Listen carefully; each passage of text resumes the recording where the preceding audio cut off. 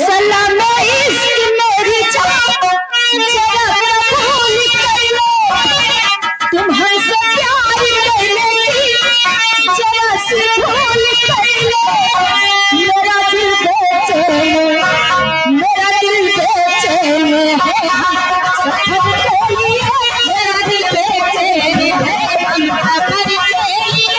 सलाम इश्क मेरी जान जरा कबूल कर लो, हमसे प्यार करने की जरा सी भूल कर लो। मेरा दिल बेचैन है, मेरा दिल बेचैन है, तुम सफर के लिए मेरा दिल बेचैन है, हम सफर के लिए।